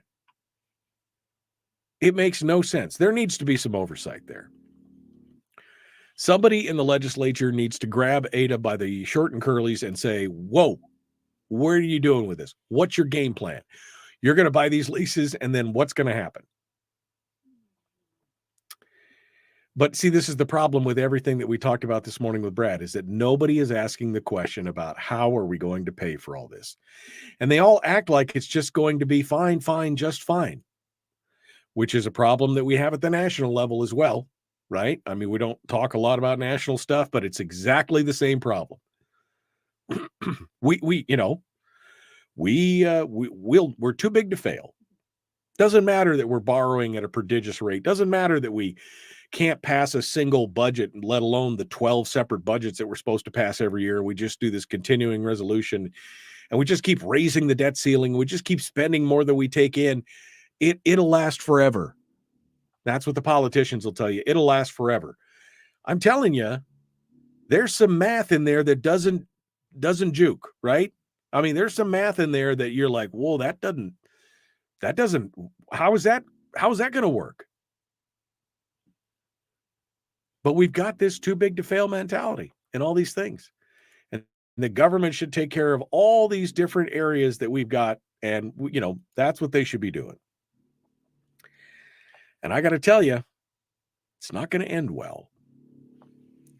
It's not going to end well unless we pull ourselves together and figure this out and get something and get some kind of plan in place to fix it, both at the state level and at the national level. I mean, I can control the state level. I can't control the national level. I can't control the state level, but I have some influence. I have some input on the state level. We could do that. But the national stuff, man, putting Nick Begich back in there, because he at least talks about the arithmetic, wouldn't be a bad thing. But again, he's one guy of 435. What are we going to do? You best be getting your own house in order, is what you best be doing. Because if you see more of this stuff going on and you see more of, we're going to build all this stuff for everybody and we're going to be a chicken in every pot and we're going to create, give you child care and we're going to give you all this stuff. There's nothing for free, folks. Not a single thing out there is for free. And that's what people seem to forget. Want to remind you that tomorrow on the program, Mike Schauer is actually going to be joining us in the first hour tomorrow. And in hour 2, Rob Myers. So the tale of two senators tomorrow. That should be funny. Should be good. So that's all coming up tomorrow. The Michael Dukes Show. Common sense, liberty-based, free-thinking radio. Back with more. Chris Story up next.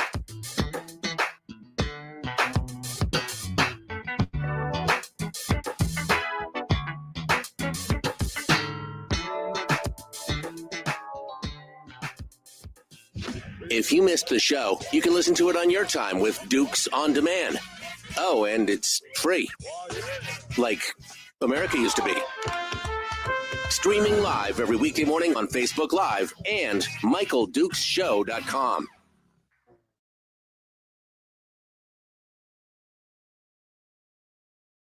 All right. They all talk about arithmetic, then do whatever they want when they get there. It's the new math, Jim. It's the new math. That's what it is. The new math. Wait, AIDEA's $20 million investment in ANWR is worth it for at least some chance of developing ANWR. Nothing ventured, nothing. How is it worth it, Randy? I mean, come on. Seriously. You're okay with them just spending $20 million on federal leases that they have no way of developing themselves? And that there's no interest in the private sector in developing it all? It's worth it, though.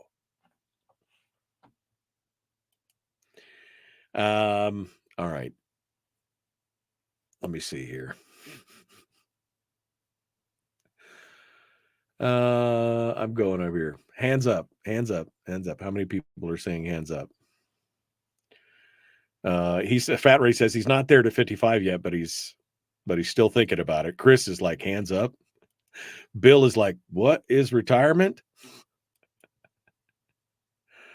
Oh, man. Tawny's the same way. Yeah. Uh-oh. Did the KPBSD just announce a school closure? Because they were going to be late. Now they're going to be closed? Okay. All right. All right. Let me, oops. Let me get Chris on the line here. Let me get Christopher on the line before we go forward on this. Come on, man. Oh, look at that. It worked. It worked. Good morning, Michael. Hello, my friend. How are you? Fantastic. Beautiful snowy day on top of the world. Is it beautiful and snowy? Do you guys get some snow down there? A little bit, maybe an inch, something like that. Yeah, it's supposed to be snow and rain down there today, I guess. I read the weather forecast, so maybe it'll. You were just proclamating that maybe the KPT or the Kenai Peninsula School District, whatever the acronym is, you're so good at that. Did they call for a closure or no? Well, I don't know. Earlier, I got the announcement that they had called for a 2-hour delay and that the buses were running 2 hours behind. But Cindy in the chat room just said they just announced school closure. So I guess I need to go over KPBSD school. There we go. Let me see if I can find the Facebook page so that I can update school closure. Okay, so they did. The Kenai report Central schools will be closed. Heavy snow. All right. Oh, so. Central. No, nobody cares about that. Okay. Yeah, nobody cares. I'm just looking for Homer, Michael. It's top of the world. Oh, okay. All right. Well, fine. Just kidding. I'm just kidding. Everybody. Yeah. The Kiskins, Soldotna, Kenai, they matter too. I see what it's all about. I just don't have any grandkids up there. You're just winning friends and influencing people. Story. That's what you're doing. No grandkids that I'm aware of. Hey, did your mother have any kids? It was the 80s, man. Right. Did your mother have any kids that lived? I mean, I'm just asking for a friend, right? I mean, that's just all right. So today's topic, I know you were kind enough to send it to me. Today's topic is the empowered coward. You know how I love alliteration. I do. Empowered coward. Okay. So I'm gonna get to you here in just a hot second. Let me get caught up in the comments here. Comments are important for people here. So let me go back over here. Okay. What was the idea of the olden days? Government employees made a salary in exchange for retirement benefits. Seems now like it's top pay and retirement. Yeah, that was the whole thing. 10 billion over 30 years, said Donna. It wasn't 10 billion over 14 years. It was 10 billion over 30 years. Thank you. Still a lot of money. I'm scrolling down here, scrolling down.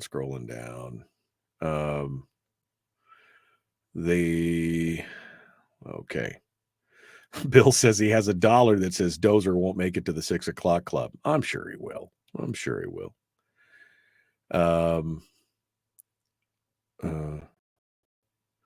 Why is Kawasaki hitting Hajdukovic so hard? Is there any truth to the accusation? Seems like every other ad on the radio is paid by him slamming her. Why? Because he's losing in the polling. All the polling is showing, all the different polling is showing that he's losing. And that's why he's gotten so desperate and so nasty.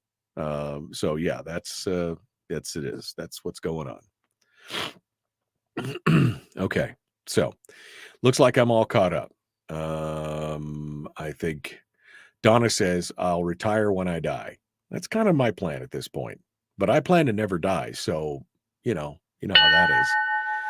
Bill says the same thing. I'm going to work until noon on the day of my funeral. I love that.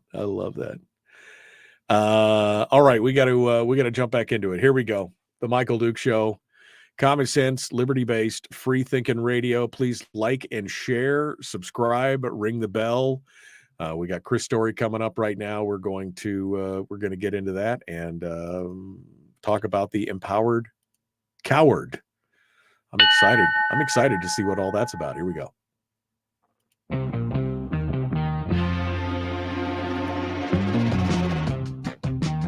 The Michael Duke Show. Seriously humorous with a pinch of intellect. Sorry. That is humorous. Here's Michael Dukes. All right. Welcome back to the program. Final segment for today. Again, on tomorrow's program, Mike Schauer in hour 1, State Senator Rob Meyer in hour 2. That'll be fun. But right now, we've got our weekly life coaching lesson with the man, the myth, the legend in his own mind.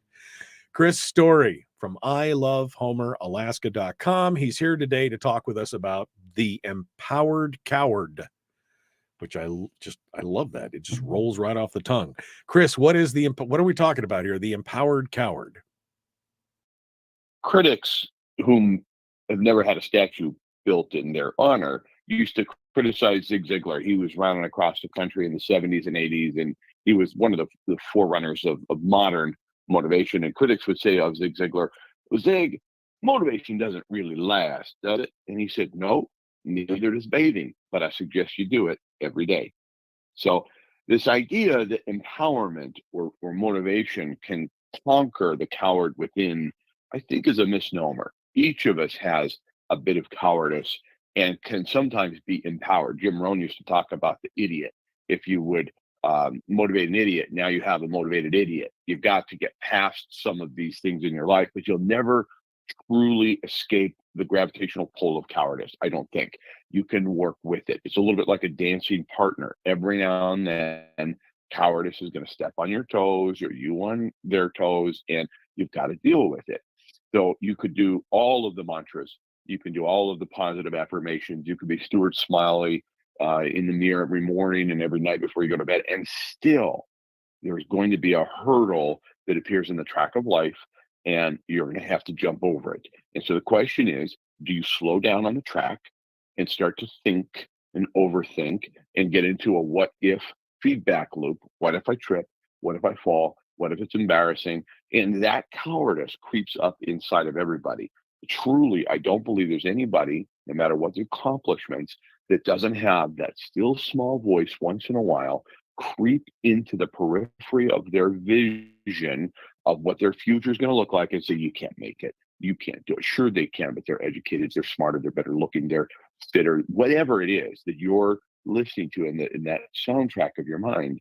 It can stop you, it can slow you down, or just cause you to trip and create the exact image that you feared would come to pass. And so how do you deal with this? That's what I want to talk about really. Is now that we've set the table, right, let's have dinner. How do we do how it? do you Right. deal with the empowered coward? I forgot to mention, I apologize, Chris, to interrupt your train of thought here. Schools are now closed in the central KPBSD. So Kenai Peninsula Central Schools, they just announced that they're now closed. I apologize, Chris. I meant to mention that earlier. But that is. So you've set the table. Let's but you just lay down the sorbet or sorbet, however you pronounce it. In other words, you just set up a hurdle. Not for me. I mean, I can overcome any of your bloviating, of course. There's nothing you can do to interrupt my train of thought. But you just set up a hurdle for a lot of parents. Now they got to deal with it. So this is you never know. You didn't think the weather advisory, that's not really going to stop school today. No, it did. So you've got to deal with stuff as it happens. So how do you overcome this empowered coward? And again, not everybody's coward's empowered. Some people aren't doing all the positive things and all the good things and aren't motivated and have a lot of negativity that just swirls in their prefrontal cortex every day. And so they're like doubling down on cowardice. But I'm talking to the specific person who feels empowered, is accomplishing, but yet still has that still small voice. So how do you deal with it? I'll share with you how I deal with it. I actually just embrace it. I give it a big hug. If I feel fear, I embrace it. I give it a hug. If I start to get some anxiety, I know, okay, hold on a second. I know what this is. I recognize it. I use it as a compass, if you will, and go, I'm on the right path. I know what this is. And I say, literally, and this one line is an antidote in my mind, and it might work for you, or you might want to tweak it or adopt your own. But I say, oh, hello, fear. It's you again. And as soon as I say that, either out loud if I'm alone, I don't say that if I'm not alone, I repeat it in my mind and just go, Chris is in line. Hello, Chris fear. is in line for coffee, and she's handing him his drink, and he goes, oh, hello, fear, my old friend. And she's like, whoa. I mean, no, but actually, no, I say, hello, my dark mother, my old friend. At that point, that cup of coffee. But that's seriously, good. It works for me. No, it works for me. It may not for you, but it really does interrupt the soundtrack in my mind of what if feedback loop goes away as soon as I recognize, acknowledge, and embrace it and say, oh, hello, fear, my old friend. Hello, it's you again. Yeah, I mean, and you have to be able to embrace that. I mean, I have used self-talk for a long time, and I'm good and bad with it. I mean, I'll forget, and then I'll be like, I should be, instead of getting circle thinking in my head about things that have got me anxious, I should be, I should be positive about it. I should, be programming the old computer, because that's all it is, right? It's just wetware between your ears. So why am I letting this program run in the background when I could be like, no, it's okay. I see you there. I see you there. I'm just going to overwrite you because things are going great and we're going to get it done. And this is exciting. It's fear, but fear is also exciting. I mean, why do people jump off of cliffs with bungee cords, right? Because the fear is exhilarating. So embrace the old friend and be like, hello, fear. Let's go for a little jump, shall we? And just do it. Yeah, whether it's that extreme or not, it could even just be meeting somebody new, going to a new place, putting your work out into the world. Maybe you've written a short story, or maybe you want to, or maybe you want to start a business or get a new job or ask for a raise. I love Jordan Peterson, and so much of his work is about just pulling back the sheets, exposing the person behind the curtain that's actually pulling the strings in your own life. And a lot of times it's your own feedback of what if thinking that prevents you from asking for the raise. In other words, if you're he talks about, why is there disparity? If there's a disparity between the compensation for men and women, in some cases, Jordan Peterson argues, it's because women are more agreeable. In other words, men are going to argue for their worth more often than women. And that's a cultural mores that can be changed just by acknowledging it. And if you are in that position, be you a man or a woman or Michael at Bay, you can embrace it and say, I'm gonna step up today and ask for what I think I'm worth. I'm going to maybe not demand it and offer a strike if I don't get it. Ultimatums don't usually get you anywhere, but I'm going to ask for it, and I'm going to demonstrate my worth and my value here, and I'm going to get it. And if you feel fear about that, good for you. That means you're on the right path. If you start to feel a little cowardice building up, just embrace the coward and say, hello, my old friend, it's you again. Yeah, and I agree, because we all feel that, like you said, in different areas of our lives. But if we, we if we ruminate on it in the wrong way, and I think it has to be, I think it has to be attacked with an attitude of, and you notice how I guess I said attack, because that's kind of more my style. But it's either you can embrace the fear and wallow in it and let your brain just circle think it and circle, oh, I did this and that, or you could be like, hello, and grab it by the throat and say, we're going to go on a little jump here. We're going to go on a little ride. Let's do it. This is going to be fun, and it's all in how you deal with those things. They say today that I saw some stat, and Jordan Peterson, you mentioned him earlier, he talks about this a lot. All these young adults who are now reporting more anxiety than any generation ahead of them. And I don't know exactly what causes it, more than the fact that maybe they just need to, embrace that fear and talk through it and be reprogramming their brains, better. I don't know exactly why it's happening, but that's what I'm working on with my kids. I'd say the following 3 to 4 things you could do in your own life, wherever you are. Acknowledge the fear. Don't ignore it. Don't brush it under the rug. Turn what if thinking into what is thinking. In other words, live in the present. Acknowledge what's actually happening and use visualization as a tool. It's either a tool or a trap. It can work for you or against you, depending upon how you're using it. So if you're going to visualize anyway, why visualize the worst? Visualize what you want and then begin to build a foundation underneath it. And remember, fear means growth. If you feel fear about doing something, going somewhere, accomplishing, having something, or meeting somebody new, it's growth. It's an indicator of growth. And then I think we all get this wrong to a certain extent. And I've talked with a lot of people in our line of work, Michael, that are sales people, that we don't celebrate the small victories enough. We wait until the big win or something's completed, and then guess what? You don't celebrate then either, because you've got to move on to the next thing and the next thing that's on fire. And it's like whack-a-mole. You've got to start celebrating small victories, small wins as they happen, and really give yourself an opportunity to transform fear into fuel. As cheesy as that sounds, fear can become fuel and move you forward if you're willing to just acknowledge it, embrace it, and dance with it, and just say, this is leading me in the right direction. And I'm not talking about stupidity either and taking foolish risks. Right. I'm talking about just the everyday fears that hold us in a little smaller box than what we otherwise would like to be in or capable of.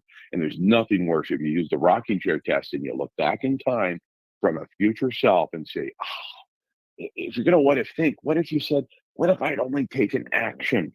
What could my life have been? So be careful about fear, but don't let it stop you. Yeah, no, exactly. And I think the important thing that we keep coming back to is what you're embracing the fear. You're not avoiding it or shoveling it under the thing or letting it grow unabated or unrealized. And then again, that talk, that self-talk of it's going to be there. We know fear is there. Everybody feels fear, even those that don't show it, feel fear. And we've got to address it and then talk ourselves through it. And that's why, I mean, again, the self-talk thing for me is so huge. And I should be, I'm getting better at it all the time. How about that, Chris? I'm getting better at it all the time, remembering to do it more and more. Because when I forget, I can fall back into that fear. And then when I remember, I'm like, oh, I feel pretty good now. Okay, I that was smart. Why did I forget in the first place? It's like any habit. You got to keep at it. It's like downhill skiing. That's why I don't like cross country skiing. It's too much work. I love alpine skiing. And once you realize you're falling, you're literally falling down the hill. It's a controlled fall. You're playing with gravity. And if you have fear, you're going to pull back. And when you pull back, you're fighting gravity in a way that the gravity is going to win and it's going to pull you down. You've got to lean into it. You've got to lean downhill towards the bottom and just play with it and have fun. Yeah, every now and then you're going to pull a Sonny Bono, hit a tree. But too soon? Anyway, that's dangerous. Don't do that. But still, you got to have fun. You got to embrace the fear. That's a possibility. But of course, you do it anyway, and you have a lot more fun when you do just embrace it and have a good time with it. Chris Story is the man from Homer. You can hear him every Tuesdays and Thursdays on KPEN down on the peninsula. He's got books out, both fictional and non-fictional. You can find all of that at ilovehomeralaska.com, including some great audiobooks that he commissioned as well for those things. Your latest book, Chris, we got about 40 seconds. The Millionaire Maker. Tell me about it real quick and let's go. Yeah, 6 practical steps to your first 4 homes. Get it on Audible. Michael, you did an amazing job reading it. I just re-listened to it the other day. It's fantastic. Even if you don't want to buy 4 homes, doesn't matter. It's going to change and up-level your life. Yeah, no, good stories, all of them. The Backyard Millionaire course is the masterwork for that. And then you use the guide from Millionaire Maker. It's great stuff. You can find it at ilovehomeralaska.com or on Audible. Chris Story, thank you, my friend. As always, it's what we needed to hear today. We appreciate it. Thanks, Michael. A lot of fun. All right, folks. Again, don't forget tomorrow, Mike Shower, Rob Myers. Be kind, love one another, live well.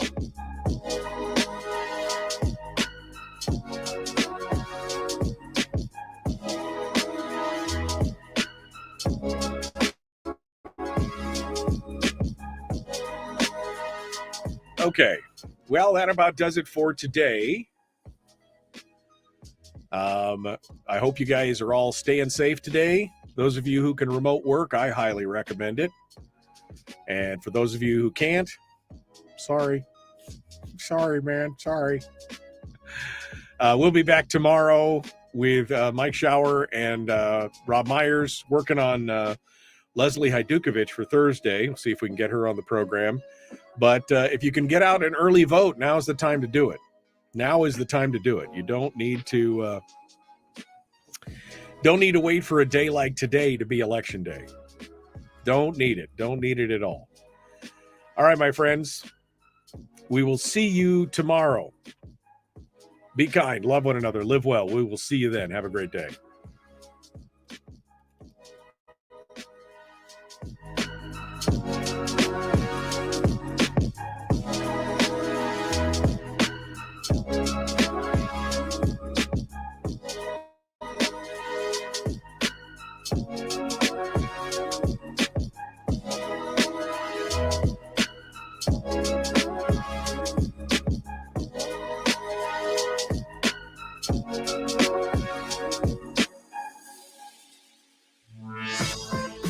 We've shed our terrestrial radio skin, and now we are slimy lizard internet people.